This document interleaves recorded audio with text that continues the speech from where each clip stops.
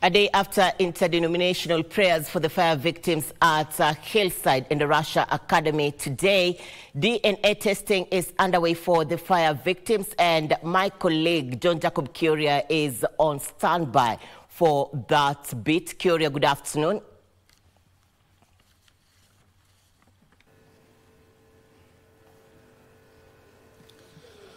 Thank you very much, Irene Chuma Odim from Nairobi. It is the fourth afternoon of uncertainty that began on Friday. And that is after the fire incident that broke on Thursday night. And there appears to be no respite just yet for parents who cannot confirm whether their children are alive or dead. Now, we understand by now that the process of DNA testing as well as the post-mortem is going to be split into two. So much so that what is happening this afternoon and what you can see behind me, the Narumoro Level 4 Hospital mortuary, what is happening there since morning is actually the process of DNA testing. After which, once parents are able to, and let me take you back a bit. The process that is happening today is DNA testing, and it's done this way. First of all, the children who sustained or rather died from the burns, but they are still identifiable. That means their parents can be able to identify them here today, and that means then the post-mortem exercise for children who can be identified is going to begin tomorrow.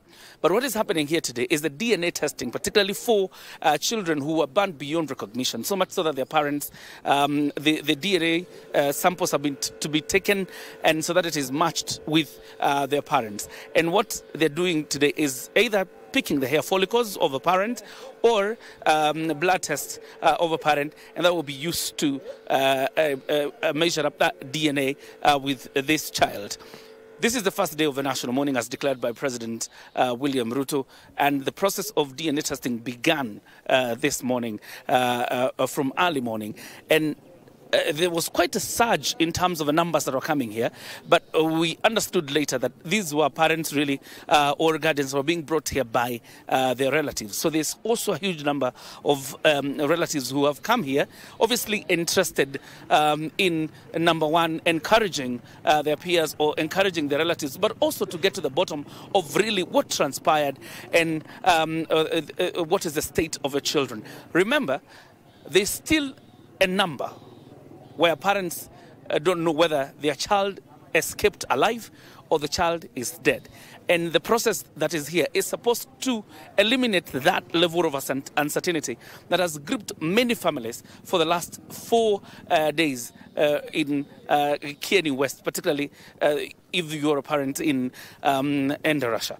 That is the Hills Academy in Russia. But much of what you're hearing is from here, you can hear screams of parents really who are trying to come to terms with what is happening inside that mortuary. And that means then the shrieks you're hearing or the screams that you're hearing are of a parent probably who's been able to identify their child. We are yet to talk to any one of them because on entry, they're being kept by the DCI Homicide Department inside the tents that are in the mortuary, and they're counsellors from the Kenya Red Cross as well as the Department of Social, that is Children Protection under the Ministry of Labour, all of them here really to encourage parents and to counsel them, obviously, to deal with this loss. But you can hear the amount of anguish that is inside that area, that is the mortuary, where the DNA testing is being taken. Like I said, there are two ways of doing that, and the most accurate one is using the hair follicles, which is much of what they're relying on, and then the blood samples that are being taken, and all of it to establish the identity of a child. Like I said, this exercise is being split into two. One, the DNA sampling that is being taken today, and then tomorrow it will be the post-mortem for children that can be identified. But all parents are here, including those ones that can be able to identify their children, so that once they do the identification, then the post-mortem exercise will begin tomorrow. But those that cannot be identified, for reasons that DNA testing has to be done, that means the post-mortem cannot begin until these children have been linked with their parents or their relatives, and that is what is ongoing here. Later, we expect a briefing from the government pathologist, that is Johansen Oduor, on how this process is going to move forward, particularly for the DNA testing that is happening today. How long will it take, for example, before children, or rather before the parents can be told that this child matches you, and then the process of, laying their child and resting this matter begins from there. And therefore, today is the first phase of that exercise. Tomorrow is the second phase, and that involves the children that can only be identified. That means they can be identified, or there are several features in their bodies that can be able to identify that this is my child. Those are the only ones that are going to have postmortem tomorrow. But then the ones that cannot be identified and DNA testing has to be done, it means then the postmortem can only begin once a body has been matched to the respective parents. And it's really quite a sad afternoon here, and like I said, a fourth sad afternoon. That means it's perpetuation of uncertainty, and our hearts really go out to these parents. Let me take back you to Irene Mchuma.